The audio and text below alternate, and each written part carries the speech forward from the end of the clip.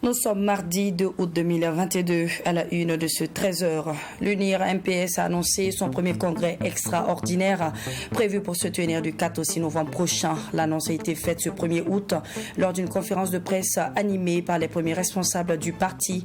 Une occasion pour Maître Benewande Sankara de revenir sur la Déjà 2 semaines après la publication de la note portant interdiction des engins de type Aloba dans la région du centre-nord du Burkina Faso, fort est de constater que malheureusement cette décision n'est pas respectée dans la ville de Kaya. Pourquoi de tels agissements? Les réponses dans ce journal. Direction le Mali où vous entendrez les analyses et les solutions proposées par des analystes sécuritaires sur les attaques récurrentes contre les forces armées maliennes. Comment expliquer une telle situation? Les réponses en fin d'édition. Mesdames, Messieurs, bonjour et bienvenue à toutes et à tous.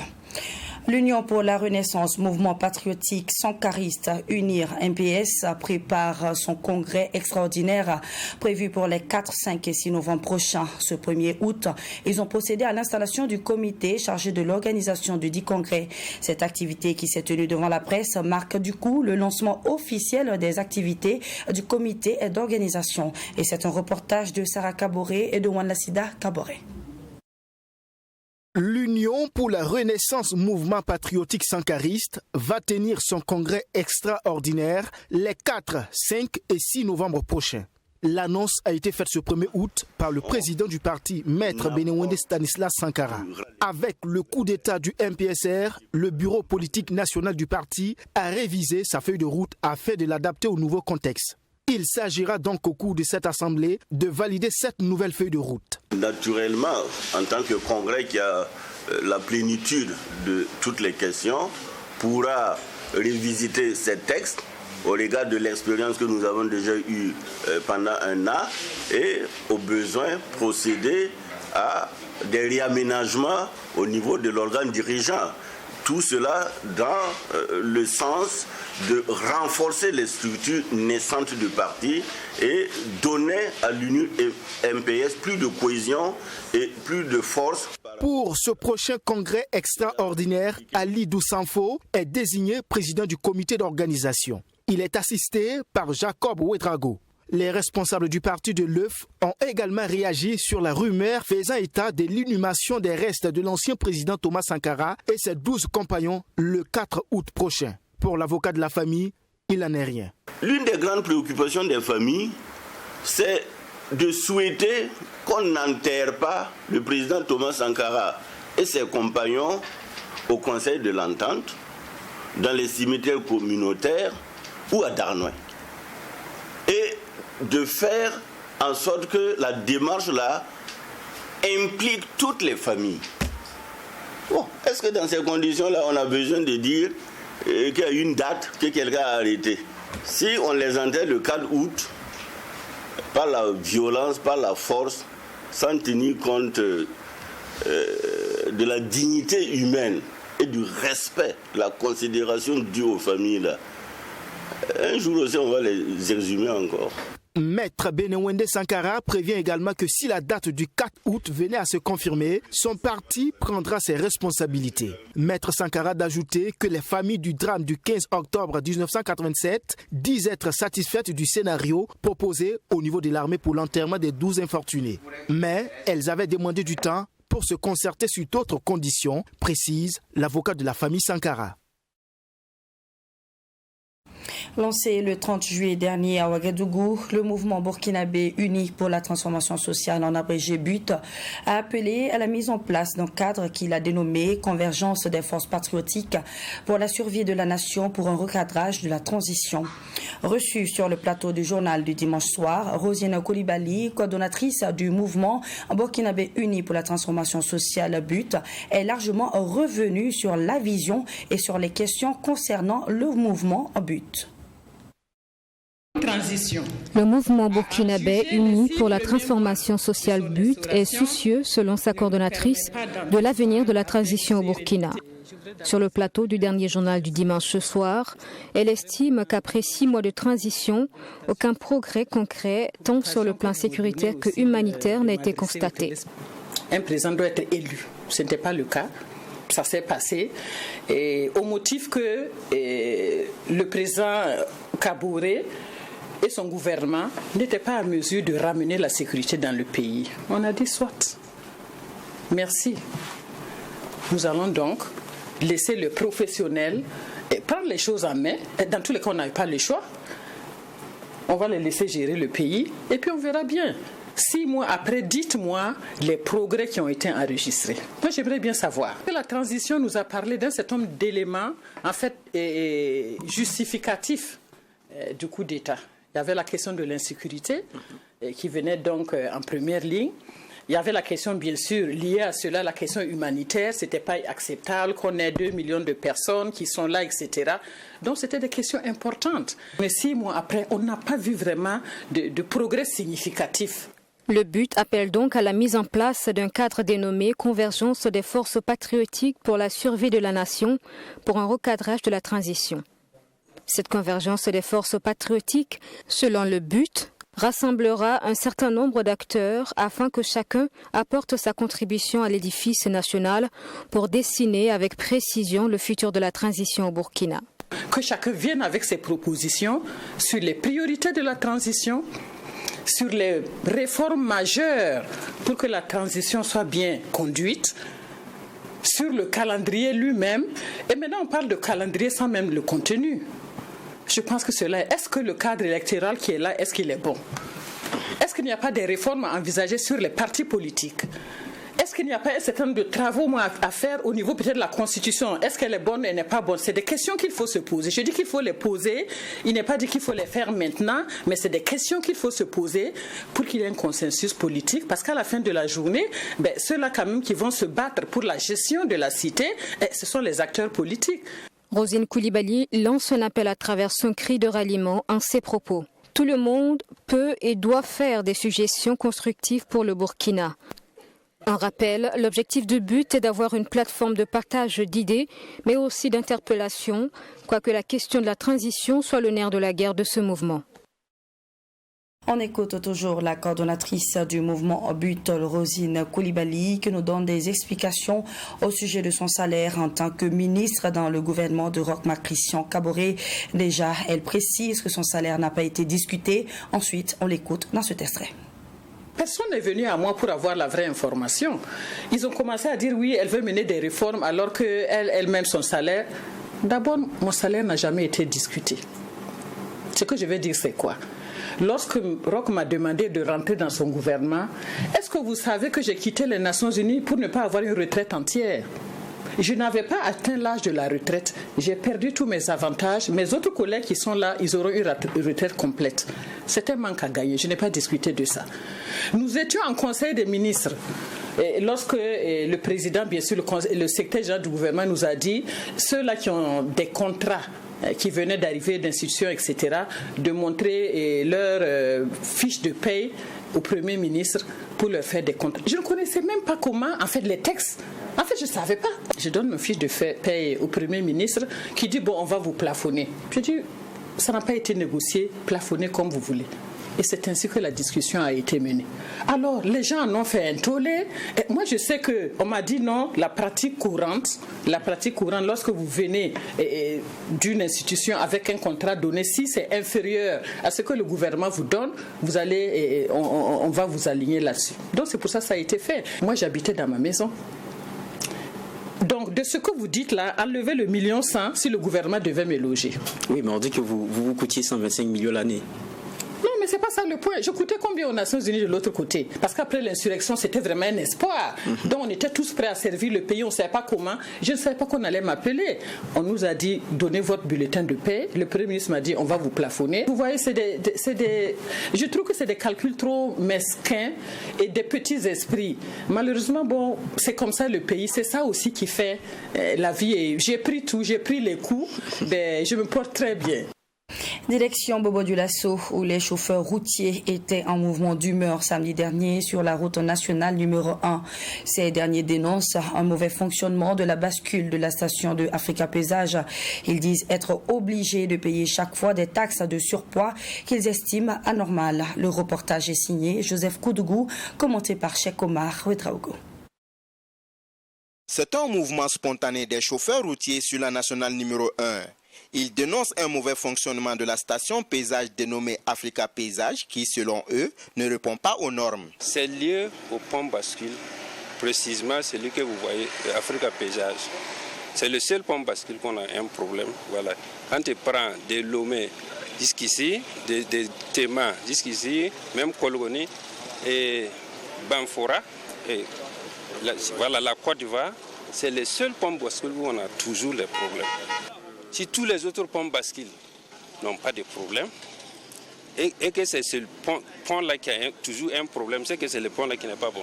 Et nous demandons à ceux qui viennent normaliser ça en même temps que les autres ponts basculent. Ils dénoncent également l'imposition d'amendes pour des surcharges qui, selon eux, ne se justifient pas. Pour eux, les autres stations de paysage ne détectent pas cette surcharge. Le problème serait donc lié à cette station à l'entrée de Bobo-Dioulasso. Le problème a commencé avec moi. La semaine passée, en partance pour Ouaga, mon camion a été bloqué ici pour un problème de surpoids. Pourtant, le même camion a passé dans la bascule de la frontière à 73 tonnes. Comme je ne voulais pas de dispute, j'ai payé 245 000 francs et continué mon chemin. Une prochaine fois ici, dans cette même bascule, on me dit que je suis à 77 kg au lieu de 73. Et là, j'ai décidé de ne rien payer tant que le problème ne sera pas résolu. Tu charges à Abidjan sans problème. Arrivé à Nyakolgo, aucun problème. Mais c'est à leur niveau qu'il y a des difficultés. Ce qui leur arrive aujourd'hui est entièrement de leur propre faute. Cette manifestation est due à un manque de respect des engagements pris au cours d'une rencontre avec les autorités. Et on a saisi notre élite consulaire qui a décidé de nous accompagner. Et il a essayé de s'approcher au niveau des différentes autorités, les expliquer les faits, et ils ont décidé de convoquer une réunion, voilà, au niveau du CBC. Donc tous les acteurs liés au transport étaient là. Et ces jours-là, tous les transporteurs ont exprimé leurs problèmes et tout ce qui était ressorti, c'est ce qu'on bascule. Le DG de l'ONACE était là. C'est lui qui a répondu à notre question et il a pris des engagements sur place. Voilà, il nous a donné une semaine pour améliorer tous ces ponts bascules-là, y compris les autres ponts bascules. Et on a attendu une semaine, 2 semaines, voilà, nous sommes dans la 3e semaine. Et pendant ce temps, nous continuons à payer des surplus. Notre tentative de rentrer en contact avec les responsables de Africa Paysage est restée vaine. Jusqu'au moment où nous quittions les lieux, le passage était toujours pris d'assaut par les chauffeurs routiers. Le 6 août prochain, Tam Tam Group Press organise la journée coup de cœur pour les personnes déplacées internes. Ce projet qui consiste à collecter des dons en nature ou en espèces afin de soulager un tant soit peu les personnes déplacées internes et à moins d'une semaine. Et le comité d'organisation est allé présenter le dit projet au Daniel Naba Sanem. Ainsi, avec à sa tête le directeur général de Tam Tam Group Press, les initiateurs ont reçu l'accompagnement et les bénédictions du chef coutumier du quartier d'Agnois. Suivons ce reportage de Serge Kaboré. À moins de 5 jours de la journée coup de cœur en faveur des personnes déplacées internes organisée par Tam Tam Group Press, le comité d'organisation avec à sa tête le directeur général s'est rendu ce lundi au domicile du chef de Dagnois, le premier responsable coutumier de la zone. Accueilli par le chef et ses notables, la délégation a présenté son projet coup de cœur pour les déplacés internes et recueilli en retour des conseils et bénédictions de la part du chef de Dagnois. Nous sommes dans le quartier de Sa Majesté. Voilà, le siège de Tam Tam Group Press est là, donc nous pensons qu'il était de bon ton que nous venions lui parler de notre projet pour recueillir auprès de lui non seulement ses conseils avisés, sa bénédiction, et puis qu'il puisse solliciter ces sujets à venir faire des dons. Vraiment, nous sommes venus trouver Sa Majesté qui est vraiment une oreille attentive.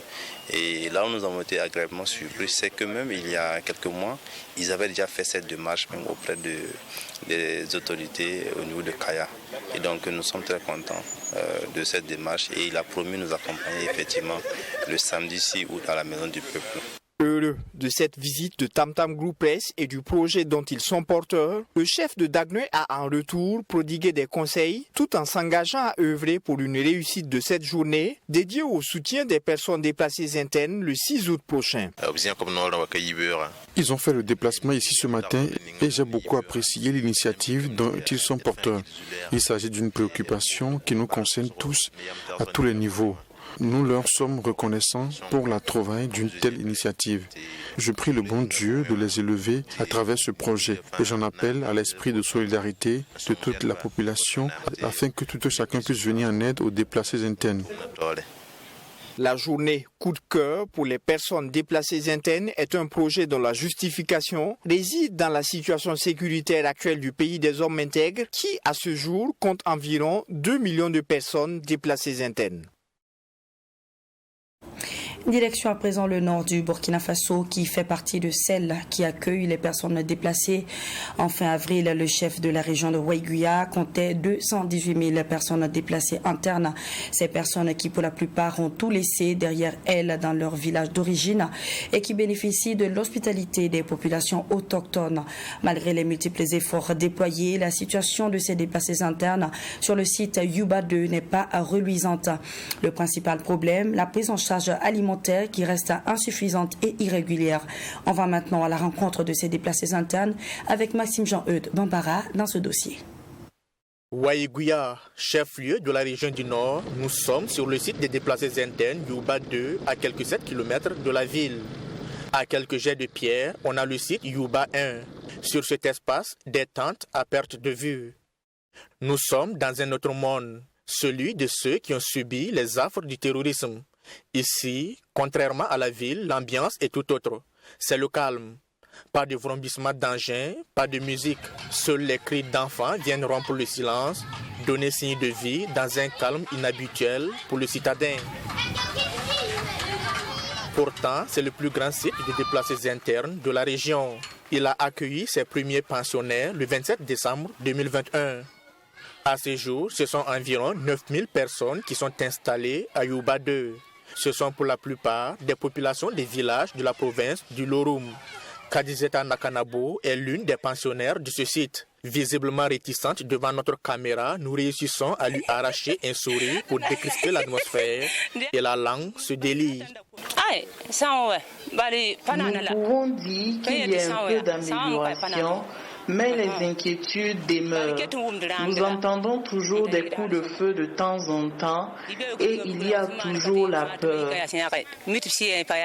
Un camp militaire est installé non loin du site. Ces femmes disent se sentir beaucoup plus en sécurité dans leur nouveau cadre de vie. Mais la peur est toujours présente. Traumatisées par les crépitements des armes, les tirs des opérations souvent en provenance du camp sèment la panique. Ces personnes qui ont fui leur village, abandonnant tout, bénéficient de l'accompagnement de l'État et de ses partenaires. Logement, toilettes, eau, il y a certes le minimum, mais la grande équation jusqu'ici difficile à résoudre est celle alimentaire. Il y a des jours où nous recevons quelques poignées de riz ou de maïs. Et pour éviter d'en manquer le lendemain, nous prélevons une partie pour permettre à nos enfants de se mettre quelque chose sous la dent et garder le reste de côté, car dans ces situations, il est difficile de savoir quel jour nous pourrons encore recevoir à manger. Il est 17 h. Les marmites censées être sous le feu attendent toujours quelques grains de riz ou de farine. Chaque ménage ou famille se débrouille pour avoir de quoi se mettre sous la dent. C'est le plus grand souci de ces femmes, avoir quelque chose à donner à leurs enfants. Le maître mot reste solidarité. Alizeta Rwamba, cette vieille, est contrainte de mendier pour avoir de quoi cuisiner. Je suis allée demander de la farine chez une dame pour en faire de la bouillie ce soir. Et pour ce faire, j'utilise les seaux que voici. J'ai dû fuir en laissant tout derrière moi. Mes enfants ont tous fui, chacun de son côté. et je suis à présent seule. L'autre difficulté, c'est la peur des inondations en cette période de pluie. Le jeudi 16 juin dernier, une partie du site a été inondée par des eaux de pluie. Cette dame a été l'une des victimes de cette inondation. Sa tante en porte toujours les séquelles. Ce jeudi 16 juin fut également un jeudi noir pour Asmane Soro. Voilà ce qui reste de la tente qui lui servait d'abri. L'eau a tout détruit sur son passage. La place qu'il occupait s'est transformée en une mosquée et une partie en boutique de fortune. C'est la cour comme ça. C'est la pluie qui a inondé la maison et l'eau a détérioré toute nourriture en stock dans cette maison. Les bois qui nous servent de source d'énergie pour les cuissons sont tout humides. Pourtant, on les avait mis à l'abri de la pluie. Mais hélas. Après Yuba 2, nous sommes sur le site ex-IRA situé au secteur 10 de Waiguya. C'est le premier site officiel des personnes déplacées internes dans la région du Nord depuis décembre 2019. Ils ont été installés dans ce centre de formation mécanique auto construit depuis l'époque coloniale. Un centre rétrocédé à la mairie. Les pensionnaires sont également pour la plupart des populations du Lorum. Ils sont aujourd'hui plus de 10 500, soit 311 ménages. Beaucoup de personnes qui sont concentrées dans un même bloc, à l'intimité, tout ça provoque. Bon, ça peut provoquer d'autres trucs comme les violences basées sur les gens. Donc, en tout cas, je pense que non. C'est une des difficultés majeures aussi. Situé un peu plus en ville, ce site semble un peu plus animé comparativement à Yuba 2. Mais le quotidien de ces personnes déplacées internes reste le même. Et pour éviter de demeurer dans un perpétuel assistanat, ces femmes demandent à être formées aux activités génératrices de revenus. Il y a les autres qui peuvent faire du savon pour vendre. Il y a les choses. Il y a le savon. Il y a les autres qui peuvent tresser la tête. Il y a les autres qui peuvent faire tailleur. Fin avril dernier, Waiguya comptait un peu plus de 218 000 personnes déplacées internes avec 4 sites officiels et plusieurs zones de concentration. La situation de ces personnes qui ont eu la malchance d'habiter dans des zones à fort défi sécuritaire est loin d'être reluisante. Le groupe de médias Tam Tam Group Press a donc décidé de jouer sa partition à travers sa campagne Coup de cœur pour les personnes déplacées internes. Campagne qui vise à collecter des dons de diverses natures pour soulager un tant soit peu la souffrance de ces personnes. Un arrêté interministériel en date du 29 juin 2022 interdit la circulation d'engins motorisés tels que les motocyclettes de type Aloba, Sanili, Fortune ou encore des tricycles. À Kaya, dans la province du San-Mantenga, la disposition n'est pas respectée malgré une autre note du gouverneur en date du 19 juillet 2022. Sur place, les habitants expliquent qu'ils sont dans l'obligation d'utiliser ces engins. Images et réactions sur le sujet à Kaya avec Yassante Sawadgo. 2 semaines après la publication de la note portant interdiction des engins de type Aloba dans la région du Centre-Nord, force est de constater que cette décision n'est pas respectée dans la ville de Kaya. Ils sont nombreux, ces engins encore en circulation. Des motos qui pourtant sont interdites dans les zones à fort défi sécuritaire, dont les 3 provinces du Centre-Nord, à savoir le San-Mantenga, le Namemtenga et le Bam. De bonnes mesures, surtout dans le contexte sécuritaire actuel, mais qui n'arrangent pas les usagers de ces types de motos.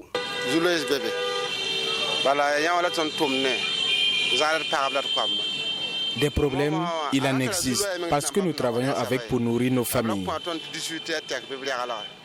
On nous avait donné 18 heures pour ranger les motos, mais maintenant, on dit de ne même plus rouler dessus. Si ce n'est pas ceux qui ont les moyens qui peuvent s'acheter d'autres motos, nous qui nous débrouillons là, on fait comment? Ça veut dire que tu ne peux même plus aller au travail avec ça.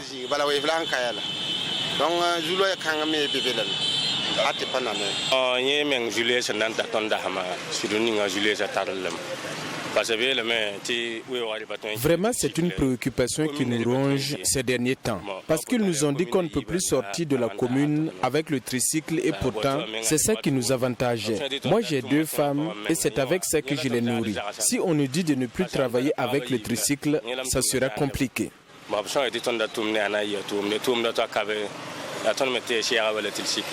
Même si certains n'ont pas voulu se prêter à nos questions, pour d'autres, il faut revoir tout simplement la mesure. Ils vont même apporter des propositions. Ma solution, c'est de nous donner le feu vert pour qu'on travaille en ville, pour pouvoir nourrir nos familles. Sinon, nous interdire serait encore plus dur pour nous. Moi, je suis dans ça il y a près de 10 ans.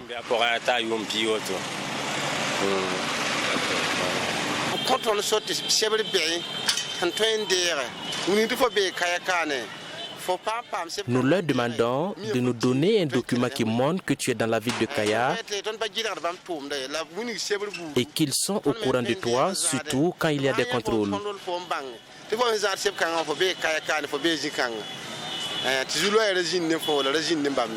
Rappelons que la mesure d'interdiction de circulation des motos de type Aloba, Sanili, Fortune ou de même nature a pris effet depuis le 19 juillet 2022 dans la région du Centre-Nord. Une mesure qui a une durée de 3 mois renouvelable en cas de nécessité. On reste toujours à Kaya. Pour ceux qui la connaissent bien, vous y avez sûrement déjà aperçu les taxis jaunes. Il s'agit en fait de tricycles transformés. Ils sont couverts et équipés de 3 places à l'arrière. Depuis maintenant 5 ans, ces engins envahissent la ville et semblent être appréciés par les usagers. C'est un nouveau moyen de transport urbain dont Kaya seul a le secret. On va donc à la découverte de ces taxis jaunes, toujours avec Yacinthe Sawadgo. Des tricycles améliorés transformés en taxis. C'est le nouveau moyen de transport urbain à Kaya. Djibril Tamboura, déplacé interne de Dablo, en a fait son gagne-pain et nourrit sa famille depuis son arrivée il y a de cela 2 ans dans la ville de Kaya pour raison d'insécurité. Même si ce dernier arrive à subvenir aux besoins quotidiens à travers ce métier, il dit s'inquiéter pour l'avenir de ses enfants.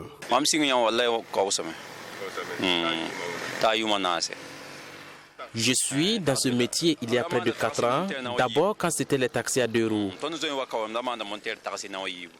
C'est après ça que je suis allé prendre cet engin à crédit et je paye petit à petit. Tu peux gagner des fois 5 000, 4 000 et même 10 000. Tout dépend de la clientèle. Mais en ce moment, c'est pas facile du tout, surtout avec l'hivernage. Vraiment, je demande qu'on nous accompagne. Je n'ai même pas un abri et même pour trouver à manger, c'est très difficile.